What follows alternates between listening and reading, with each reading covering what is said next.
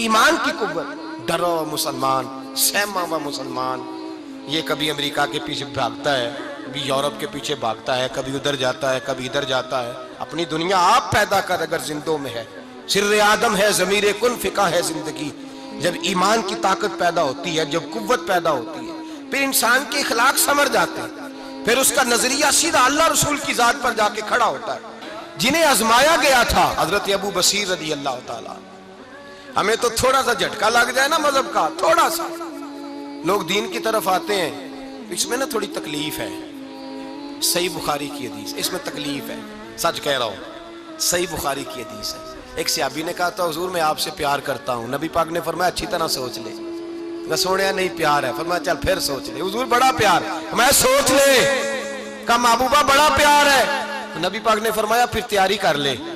جس طرح گہری جگہ پہ پانی تیزی سے آتا ہے، تیری طرف مشکلات بھی تیزی سے آئیں گی، تیزی سے. یہ شہادت گاہ الفت میں قدم رکھنا ہے. لوگ آسان سمجھتے ہیں مسلمان ہونا. ذرا اچھی طرح سوچ لے. جو مجھ سے محبت کا دعویٰ کرے گا اسے تکلیف ہے. بولو اسے تکلیف ہے. یہ پکی بات. جو محبت میں مخلص ہو وہ دیکھ لے میں آزمائش میں کتنا ہوں. تو اگر کوئی کہتا ہے نہیں مذہب میں جائیں گے تو موجیں لگ جائیں گی، تو یہ بات درست نہیں ہے. یہ تو بڑا مشکل کام ہے. یہ تو اس سے پوچھو نا جو اس منصب پہ ہے. ایک کٹھن مرحلہ ہے، کٹھن. یہ شہادت گاہ الفت میں قدم رکھنا. لوگ آسان سمجھتے ہیں مسلمان ہونا، روتا ہے فلک برسوں، پھر جا کے یہ حالات درست ہوتے ہیں. تو بھائی یاد رکھیں اور سمجھیں، حضرت ابو بصیر رضی اللہ تعالیٰ عنہ نبی پاک صلی اللہ علیہ وسلم نے طے کر لیا کفار کے ساتھ. حدیبیہ کی جنگ ہوئی تو فرمایا اگر کوئی مسلمان مکے چلا جائے گا تو کافر کہنے لگے ہم واپس نہیں کریں گے، اور اگر کوئی کلمہ پڑھنے والا ستایا ہوا مسلمان مدینے آئے گا تو مسلمانوں کو واپس کرنا پڑے گا. مسلمان اپنا بندہ نہیں رکھ سکتے. اور مسلمانوں کا کوئی شخص غلطی سے بھی مکے چلا گیا تو مکے والے واپس نہیں کریں گے. حضرت ابو بصیر رضی اللہ تعالیٰ عنہ صحابی تھے. باپ نے، بھائی نے، محلے والوں نے قید کیا ہوا تھا کلمہ پڑھنے کی وجہ سے. پیروں میں زنجیریں تھیں، بیڑیاں تھیں. کسی طریقے سے جیل توڑ کے دوڑے مدینے پہنچے. کہتے ہیں رستے میں کسی آدمی کے ساتھ گھوڑے پہ کچھ دیر بیٹھا، پھر پیدل چلا. صحابہ کہتے ہیں اتنا دردناک منظر بڑا کم ہم نے دیکھا. ابو بصیر جس گلی سے گزرتے وہاں خون پھیل جاتا، ان کی ٹانگیں خون سے کٹتی، وہ زنجیریں بندھی ہوئی تھی. در رسول پہ حضور میں بھاگ کے آیا ہوں. کہتے ابھی نبی پاک صلی اللہ علیہ وسلم ان کی بات سن ہی رہے تھے کہ پیچھے سے قریش کے 2 سپاہی بھی آ گئے. کہنے لگے یہ بھاگ کے آیا ہے اور آپ کا وعدہ تھا کہ آپ واپس کریں گے.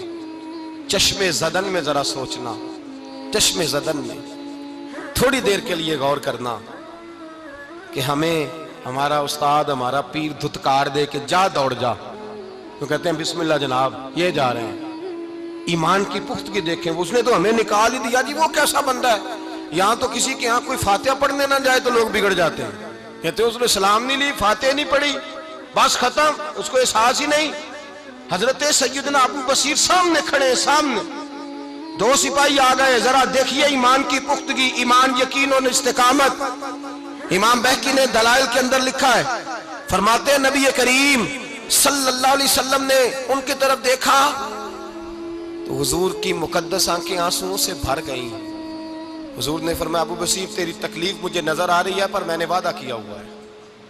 میں نے وعدہ. بھائی یہاں ڈٹ کے رہنا بڑا مشکل ہے، یہاں قائم رہنا بڑا کٹھن مرحلہ ہے. یہاں آزمائش کے موقع پر دین پر انہوں نے تو رکھا ہی نہیں. لوگ تانے دیتے ہیں، باتیں کرتے ہیں، رکھا ہی نہیں، تو پھر ان کا بنتا ہے. حضور نے فرمایا تجھے جانا پڑے گا.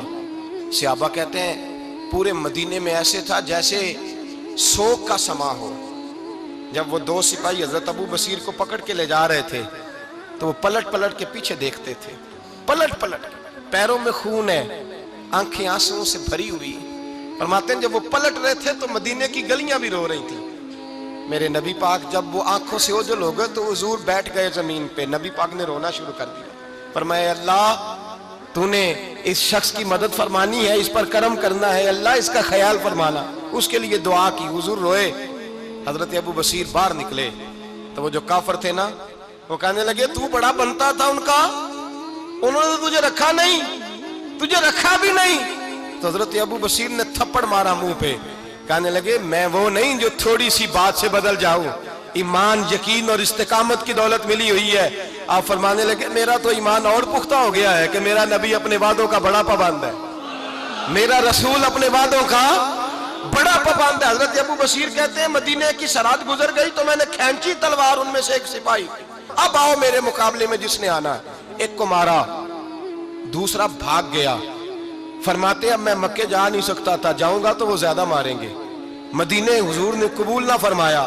فرماتے ایک جنگل میں جا کے العیس نام کی ایک بستی تھی، وہاں ڈیرا لگا لیا، دریا کے کنارے، پانی پی لیتا، پتے کھا لیتا، تن تندور ہڈاں دا بالن تے اسی ہاواں نال تپایا، کپ کپ مکیاں پیڑے کیتے تے اتوں صبر پلیتھن لایا، تن دی ہانڈی تے من دا سالن اتے لون صبر دا پایا۔ غلام فریدا وے میں ساری تیری، غلام فریدا وے میں ساری تیری، تینوں وجہ یقین نہیں آیا۔ فرماتے سالوں پتے کھائے، اب جو بھی وہاں سے تنگ ہوتا وہ میرے پاس آ کے پناہ لیتا، جس کو مکے والے مارتے میرے پاس آ کے کہتے تانے دینے والے آ کے کہتے ہو تم کس طرح کے نوکر ہو، تمہیں تو انہوں نے رکھا ہی نہیں۔ ہم نے کہا چپ کر جا، وہ ہمارے آقا ہیں، وہ ہمارے آقا ہیں، رکھیں تب بھی ٹھیک ہے، نہ رکھیں اللہ اکبر۔ ایمان دیکھو، قوت دیکھو، جیڑیاں خسماں دی وچ رضا بسن، پاگ جاگ جاندے اونا گولیاں دے تے میں گڈی ہتھ ڈور سجن دے، او جنج رکھے اونج رہنا ہے، واجب نہیں جے وچ شریعت مندہ خسم نو کہنا۔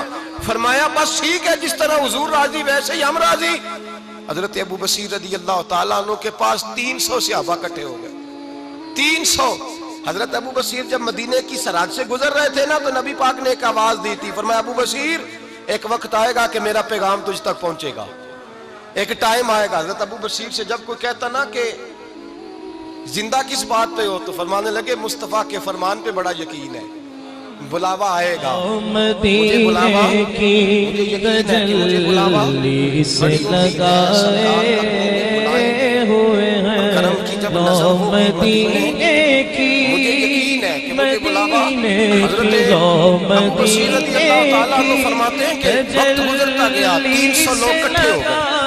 جب کوئی مسلمانوں کا قافلہ مکے کے پاس سے گزرتا تو مکے والے لوٹ لیتے تھے۔ حضور نے بھی اجازت دی مدینے والوں کو، اگر ان کا قافلہ کوئی آئے تمہیں بھی حملے کی اجازت ہے، کفر کا مال مال غنیمت ہے۔ حضرت ابو بصیر کہتے ہیں جب بھی ہمارے قریب سے وہ رستہ تھا شام کی طرف جانے کا، جب بھی کافر گزرتے ہم ان کے قافلے پکڑ لیتے، لوٹتے، ہم بھی ان کو اس طرح کی سزا دیتے جو مسلمانوں کو دیتے تھے۔ فرماتے ان کا جینا محال ہو گیا، ہاتھ باندھ کے نبی پاک کی بارگاہ میں گئے، کہنے لگے یہ شرک ختم فرما دیں اور آپ ان کو بلا لیں، بلا لیں۔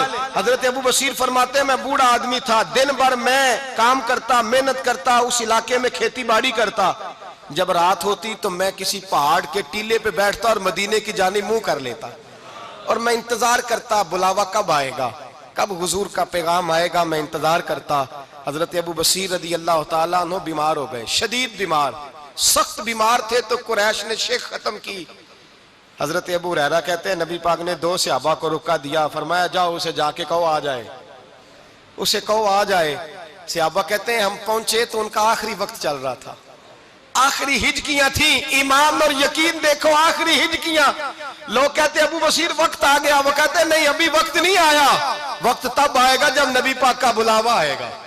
حضور کا وعدہ تھا وقت تب آئے گا جب میرے نبی کا بلاوا آئے گا، ابھی بلاوا نہیں آیا تو ابو بصیر کا وقت بھی نہیں آیا۔ صحابہ کہتے ہم نے جا کے رکا تھمایا، اٹھنے کی بھی طاقت نہیں تھی۔